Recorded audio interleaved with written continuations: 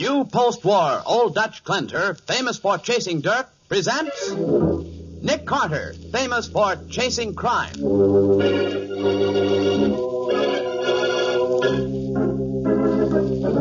Every week at this time, two great names are joined as new post-war Old Dutch cleanser brings you one of the most resourceful and daring characters in all detective fiction, Nick Carter, Master Detective.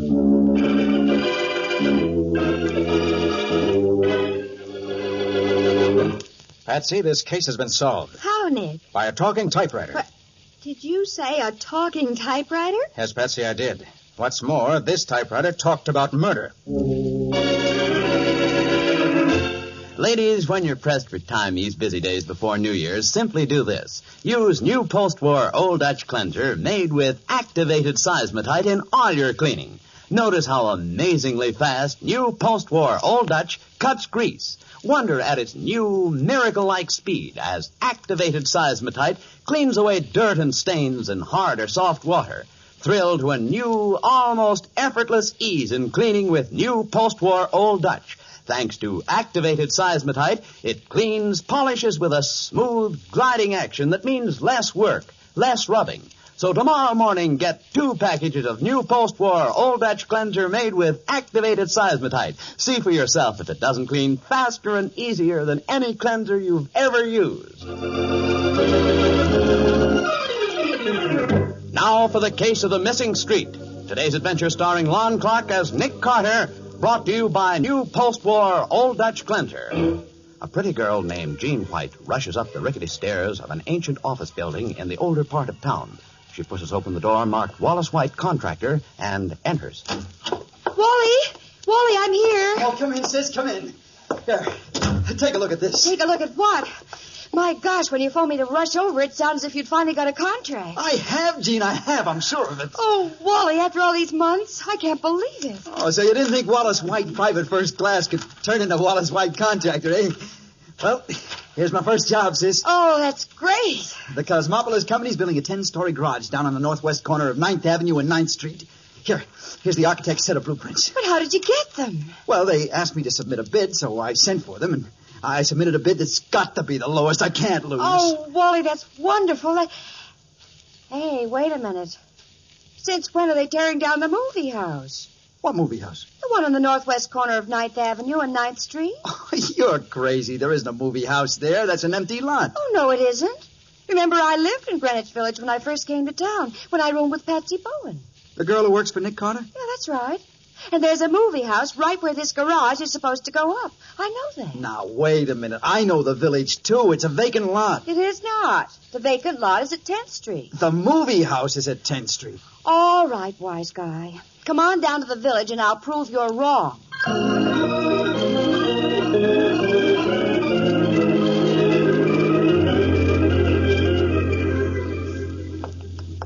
Well, this is 9th Avenue and 10th Street. And there's the movie house on the corner, just as I said. Golly, I could have sworn. Wait a minute, Wally. We're both right. There's the vacant lot across the street, also at 9th Avenue and 10th. Golly, the village is so twisted and mixed up, you can't ever remember anything about... Jean, hold it. What's the matter? There's something fishy here. Fishy? Yeah. There isn't any intersection of 9th Avenue and 9th Street. What? Well, take a look for yourself. The avenue runs into the village square and ends.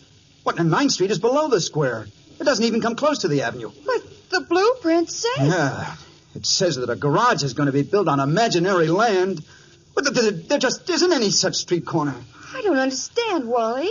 Is this some kind of a gag or something? Well, if it is, I don't like it. I paid a $50 deposit to the Cosmopolis Company on these blueprints. Do you think something is crooked, Wally? It sure looks that way. But, Wally... Hey, Jean, do you think Patsy Bowen could get us in to see Nick Carter? Even if it's a case involving only $50. Gee, I don't know. We could try. Okay, then, let's try. We got to get help from somebody.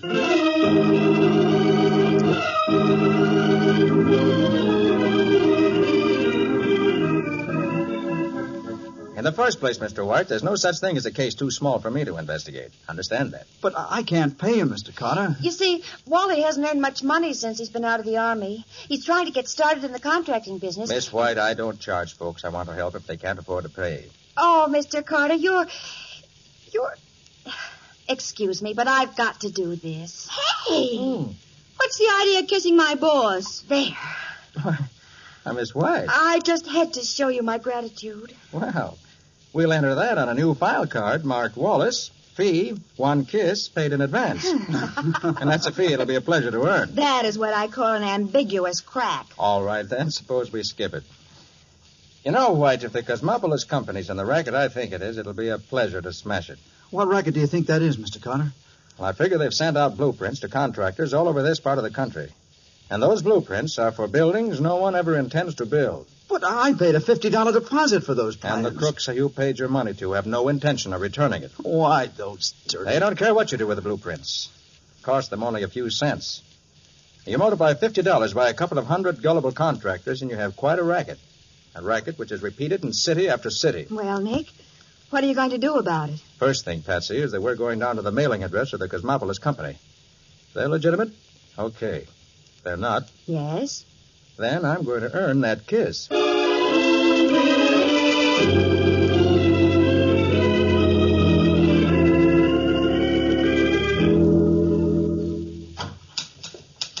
good afternoon. How do you Can I help do? you, please? I'm Doris Foster. I'm Nick Carter. This is my secretary, Patsy Bowen. Nick Carter, the detective? That's right. Tell me, Miss Foster, what's your connection with the Cosmopolis Company? Well, none, really. Miss Harris, my boss, rents out this office as a mailing address. She has several clients, and the Cosmopolis Company is one of them. Why? Is there any mail for them now? Well, yes, there is. Let me see it, please. Well, really, Mr. Carter, I can't I'm let not you... going to open the mail. I just want to look at it. May I see it, please? But why? Because there's a chance that the Cosmopolis Company may be running a racket. I want to check. You mean they're doing something crooked? That's the idea. Oh, my gosh, this is awful. I mean, here's the mail. Thanks. Oh, turn up that light, will you, Patsy? Uh-huh. Like this? Yes, that's fine. Thanks.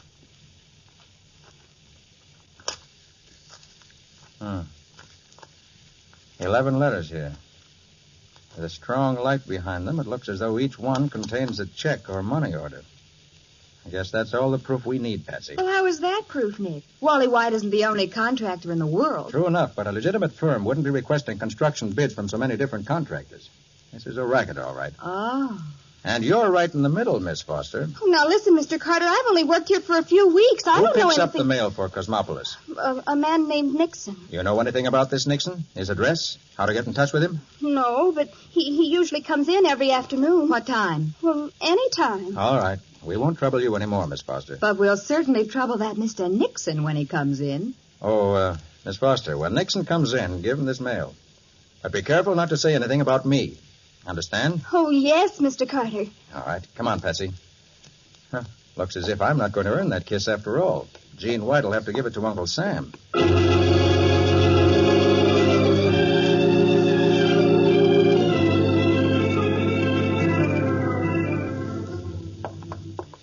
Step around the corner of the hall, Patsy. What was that crack about Uncle Sam, Nick? This is a federal case. Illegal use of the mail. I've got to notify the FBI. This isn't for us. Oh. But I'm not taking any chances on this Nixon in the meantime. Run over here. Why? I want to look in this broom closet. But what for? Tell you in a minute. Oh. Don't know. Nick, what's all the mystery? See that ventilator up there? Yes, but There's also a ventilator in the office where Miss Foster is. I didn't notice it. Well, I did. And we should be able to hear anything that's said in there from right here. But I can't hear anything. Naturally. Miss Foster's in there alone. She's not talking to anybody. Well, what do you intend to do? Just stand here until somebody comes in and starts to talk? No, I'm leaving you here. Then I'm sending Scubby over with a portable wire recorder. You two should be able to get that grill off and hold the microphone right up against the grill in the other wall. Oh, gee, it's pretty high up, Nick. Scubby will give you a boost. Well, sure, I want but... you to try to record everything that's said in that office. Well, we'll do our darndest, Nick, but what's the idea? That Foster girl looked flustered. She was. I'm sure she won't be able to keep her mouth shut. When she sees Nixon, she may be provoked into saying something valuable. And when Nixon leaves, Scubby tails him, eh? You're a smart girl, Patsy. When Scubby leaves, you report back to the office. We'll turn over everything we got in this case to the government man. What's the joke? Well, I just can't wait to see you turn over to an FBI man that kiss Gene gave you.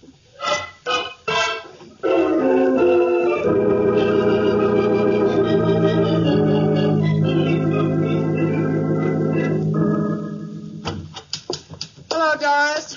How's the office going? Oh, gosh, Miss Harris, I'm awful glad you came in. Something terrible's just happened. What's the matter, Doris? I'm afraid we're mixed up in some kind of racket, Miss Harris. Nick Carter was just here. Nick Carter?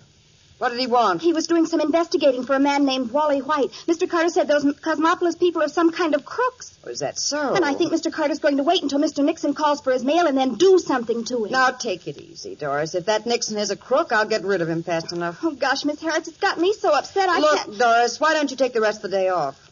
I'll take care of things here at the office. Oh, gee, thanks, Miss Harris. Honestly, I'm so shaky I couldn't type any more today. Don't worry, I'll finish up for you. Gosh, you're swell. It's a pleasure working for you, even if I have only been here a few weeks. Oh, Mr. Nixon. Hiya, Doris. My boss has something to tell you, Mr. Nixon. Goodbye. Well, what's the matter with her? Your mail is on the desk, Mr. Nixon. What?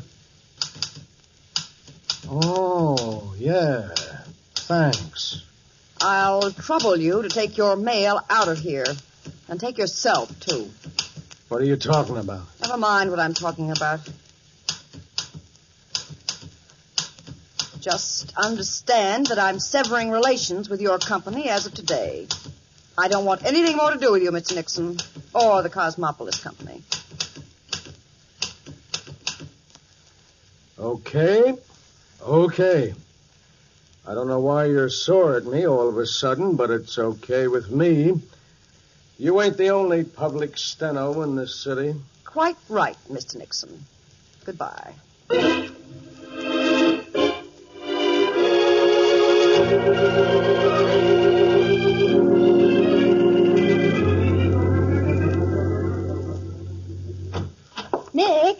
Nick, you're back yet? All right, here, Patsy. Oh. Got back to the office a few minutes ago. Been talking with the Justice Department. Do they know about Nixon? They're hot on his trail. In fact, they've been after him for over a year. Oh? They tell me he always operates with the same girl. They're an old team. Doris Foster. The girl in the office? Yes. What makes you so sure? Did she tell Nixon anything? Listen, Nick. Doris Foster pretended to be upset by your visit. She went home for the day and left the office to her boss, a woman named Fran Harris. Oh, Then Nixon came in for his mail, and Fran Harris didn't say a thing to him, just told him to get out. that's so. I'll bet Doris Foster pulled that act just to get a chance to warn him. Maybe. Did Scubby tail Nixon when he left? Uh-huh, he went right out after him. Maybe I wasn't thankful for that. Why? Well, can't you imagine me cooped up in a dark closet with Scubby? He kept asking me to marry him every 2 minutes. You didn't say yes, did you? Of course not. Well, what about this Fran Harris? Well, she kept her mouth shut, Nick. Just gave Nixon the freeze. Told him to take his mail and never come back. She did, huh? Uh-huh. I've got the recording here, but it won't do any good. Nixon didn't say anything incriminating. And Scubby's our only lead. Hope he can hold on to Nixon. Oh, he'll report back as soon as he gets the chance. Oh, wait a minute. Nick Carter speaking. Mr. Carter, this is Jean White. Well, yes, Jean. You've got to come up to my brother's office right away. What's the matter? He's been shot. I think he's dead. Murdered.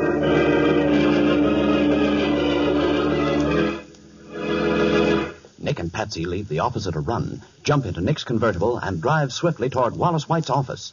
We'll see what happens next in just a moment. Ladies, with 1948 just a few days away, here's a New Year's resolution that's easy to make, easy to keep. It's a resolution to make all your cleaning faster, easier next year with the wonderful help of new post-war Old Dutch cleanser made with activated seismotite.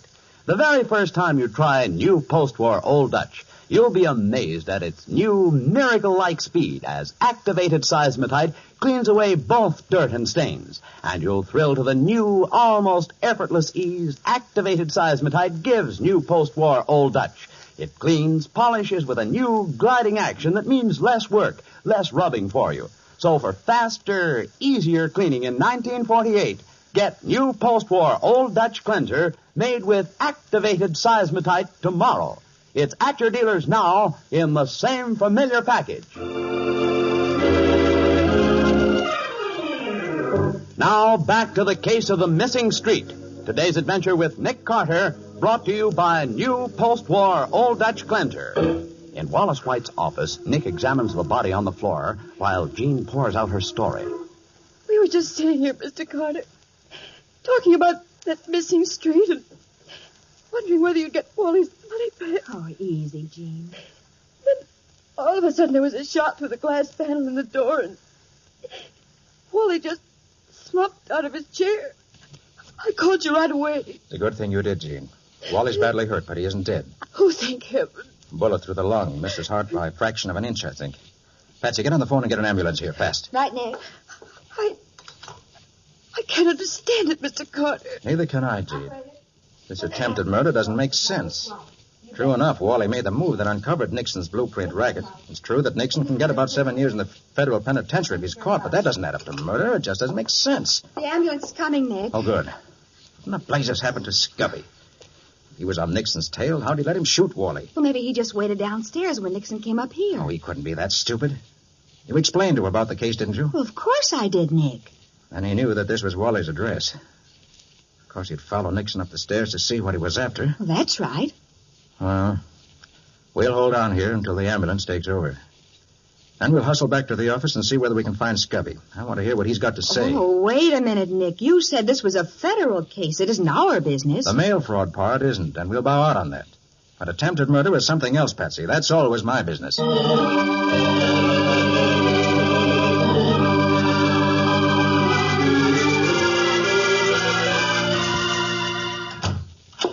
Scubby! Hi, folks. Scubby, what the deuce are you doing here in the office? Where's Nixon? Gee, Nick, I'm sorry. He got away from me. Got away from you? Yeah, I lost him. And let him go up to Wally White's office and pump a bullet into him. What? Scubby, I hate you. Don't you ever propose to me again. All right, now, easy, Patsy. What happened, Scubby? Well, I tailed Nixon out of the building. I swear he never saw me. Then he got into a cab, and I followed the cab all the way up to the city line. But when we got there, Nixon wasn't in it. Huh. The old Dodge, huh? Went in one door of the cab and right on out the other. Must have seen you, Scubby. Oh, how could he? I wasn't tailing him for more than a minute. Maybe he's smarter than we think. Oh, well, gee, Nick, All right. We've lost our lead with Nixon. Let's find another. Patsy, let me hear that wire recording. Huh? Well, there isn't anything on it. All right, let's hear it anyway. Okay. Here goes. Oh, Mr. Nixon. Hiya, Doris. My boss has something to tell you, Mr. Nixon. Goodbye. Well, what's the matter with her? Your mail is on the desk, Mr. Nixon. What? Oh, yeah. Thanks. I'll trouble you to take your mail out of here. And take yourself, too. What are you talking about? Never mind what I'm talking about. Just understand that I'm severing relations with your company as of today. I don't want anything more to do with you, Mr. Nixon, or the cosmetics company. Okay. I don't know why you're sore at me all of a sudden, but it's okay with me. You ain't the only public steno in this city. Quite right, Mr. Nixon. Goodbye. Well, how about that? See? You're wrong, Nick. We didn't learn a thing. I repeat, how about that? Well, did we? What time is it, Patsy? 5:10. Just time enough to go down and have another interview with Fran Harris. That girl didn't talk, but maybe she can help us find Nixon another way.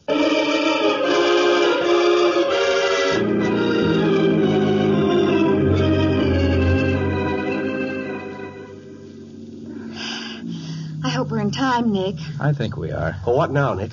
Scubby, you're going upstairs. Wait in the corridor outside Fran Harris's office. If she leaves the office, stay with her. Check. We'll wait here and pick you up when you come out. I'll get going. You bet. And this time I don't get fooled. Patsy, let's go in that drugstore there. We need a phone. A phone? Right. I'm going to interview Miss Harris on the telephone, and when I finish, wild horses won't be able to keep her in that office 1 minute longer.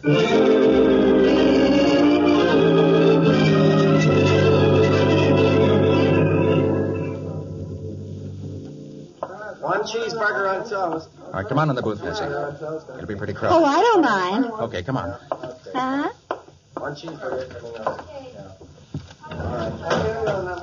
Nick, what are you going to say to Fran Harris when you get her on the phone? First of all, I'm going to try to sound like Nixon. Yeah, but what are you going to say? Anything that comes into my head, just as long as it doesn't make sense. But, Nick... All right, now, Patsy, muffle the phone with your handkerchief so I can have my other hand free. Sure, but I don't get it. All right, now, quiet. I'll have her in a second. Okay.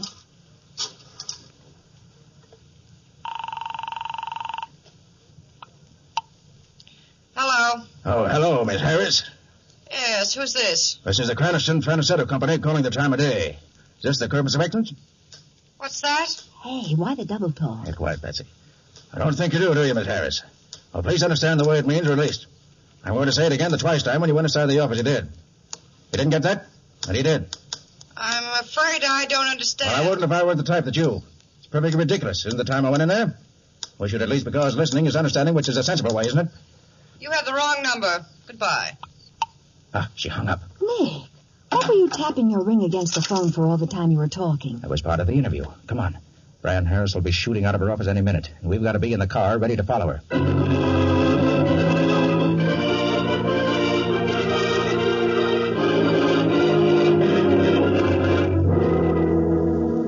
She's turning down 4th Street, Nick. Right. We'll stay with her. I wish I knew what you said to her on the phone. She came scooting out of her office. I gave her some double talk. Double talk? With Nixon's voice, or a reasonable facsimile. And while he talked, Nick also tapped on the phone with his ring. Oh, I wish I could figure out your tricks, Nick. You could. Crooks could, too. That wouldn't be so good. Heads up now. Fran just ducked into that loft building. Are we going in after her? We are. And we've got to move fast or we'll lose her.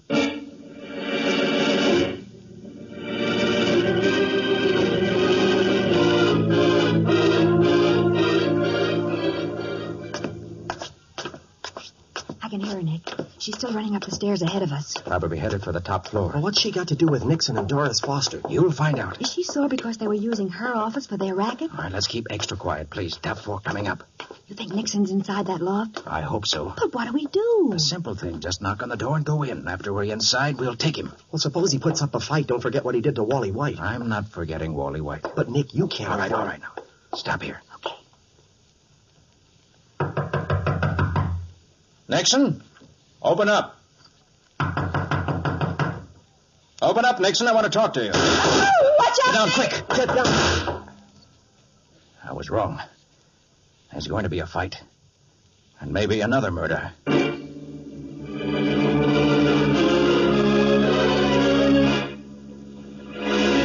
Nick, Patsy, and Scubby crouch on the floor as shots splinter the plant door. We'll see what happens in just a moment. Friends, we won't be with you again until next week, so we take this opportunity to wish you the very best of everything for the new year. 1947 has seen America assume a role of world leadership.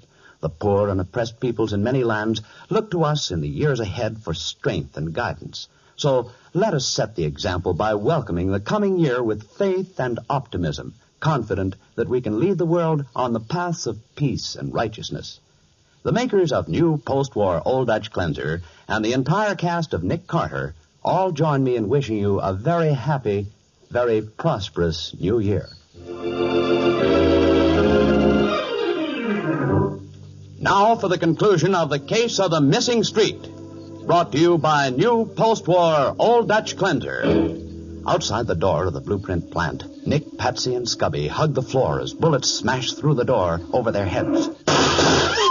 We've got to do something, Nick. Mr. Carter! Mr. Carter, he's in here! That's Fran Harris. Save me, Mr. Carter! Oh, save me! I'm coming in, Miss Harris. Oh, Nick, you can't do it. Stay there, Patsy. Are you crazy? He'll drop you as soon as you go through that door. No, he won't. Here I come, Nixon. Oh, Nick! All right, you can come in too, Patsy. Nixon's dead. Dead? Nixon's dead. What? With a bullet through his heart. There's Fran over against the wall. Well, you got here just in time, Mr. Carter. Nixon was going to kill me. It's no use, Miss Harris. You made a good try, but it didn't work. A good try? How could Nixon be dead with a bullet through his heart when I never fired a shot? Why, You were hoping I would shoot, weren't you? He killed himself when you said you were coming in. Oh, no, he didn't, Fran. You put a bullet into him and staged the whole act. Too bad I followed up the lead so quickly, isn't it? You were hoping he'd be framed for the murder of Wally White. You mean she shot Wally? I told you that murder didn't make sense, Patsy. But it did as soon as I discovered Fran was in the racket with Nixon and was using Doris as a front. That's not true. Then Doris was innocent, Nick? She was, Scubby. When we started investigating the fraud pulled on Wally White, she got scared and reported it to Fran Harris. And Fran suddenly got a bright idea. What do you mean? You figured that if you killed Wally with Nixon's gun, you could blame the killing on Nixon. And a ballistics test would show that it was Nixon's gun, and he'd be executed for murder. Then you could take over the racket. You're a liar. Look, Fran, whether or not we can prove that you killed Wally makes no difference, because we can prove you killed Nixon just now. You cannot. Oh, yes, we can. You see, Fran, there's no gun within Nixon's reach as he lies there dead. And there are also no powder marks on him to indicate suicide. Therefore, the only person who could have killed him is you. Well, you'll never prove anything. Don't bother to argue, Fran. A criminal court will settle it for you, and settle it good with the evidence I have. From now on, a prison cell is going to be your mailing address.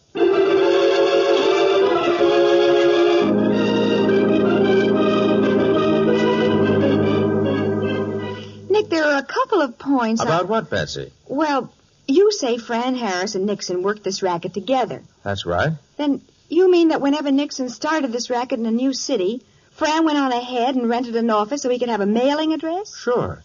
She also hired a girl to work for her as a stenographer. The girl, of course, knew nothing about the racket. She just knew that she worked for Fran. Uh-huh. Yeah, but how did you figure out the tie-up between Fran and Nixon? Why, the minute I heard that wire recording, I knew that they were working together. But she didn't say anything, Nick. She didn't. But her typewriter said plenty. Her typewriter? Mm-hmm. She was typing in code all the time she was talking. In code? That's right. What? She and Nixon had it worked out for emergencies. She was afraid someone might be listening outside, so she tapped out a message on her typewriter in international code. Nick Carter snooping around. Play dumb and go back to the plant. So that's how Nixon knew Scubby was tailing him. Correct. And that's how you got it to lead us to the plant. While you were talking double talk to her, you were also tapping a message to her with your ring. Right again. Huh. All I said was, Nixon calling. Emergency. Come to plant immediately. And when she heard us outside the loft door, she realized she'd been followed. Exactly. And she tried her last desperate trick. She killed Nixon and then fired a few more shots and pretended she was an innocent victim about to be murdered. Yeah, but you didn't fall for it, which finished the case. No, not quite. We've got to go around to the hospital and see Wally White. Oh. Got a present for Jean? No, but I've got a reward for Wally. Huh? The Justice Department was offering $1,000 for information leading to the arrest of Nixon. And I'm seeing to it that Wally collects. Oh, that's swell. He lost money on a missing street. But now he's going to collect on a missing crook.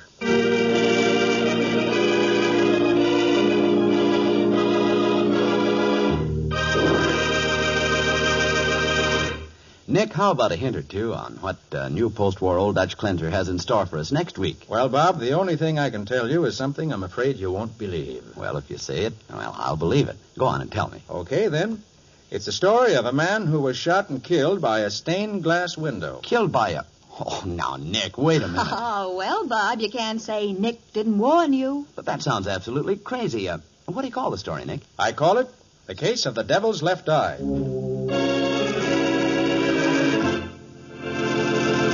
Attention homemakers. Now you don't need a mixing bowl to color margarine. The sensational new Del-Rich Easy Color Pack margarine ends mixing bowl mess. With Del-Rich, the margarine and color berry are both inside a sealed plastic bag. You simply pinch the berry, then gently knead the bag. And Del-Rich quickly blends to a luscious golden color inside the bag. And listen, the delicious country sweet flavor and freshness of Del-Rich are sealed in. It's truly America's finest margarine. Ask for the new Del-Rich Easy Color Pack margarine tomorrow.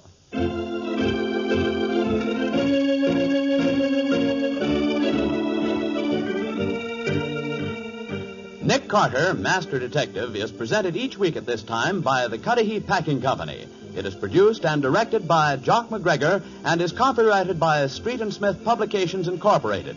Charlotte Manson is featured as Patsy. Today's script was written by Alfred Bester. Original music is played by Henry Silverne. This program is fictional, and any resemblance to actual persons living or dead is purely coincidental. This is Bob Martin saying, when minutes count, use new post-war Old Dutch cleanser.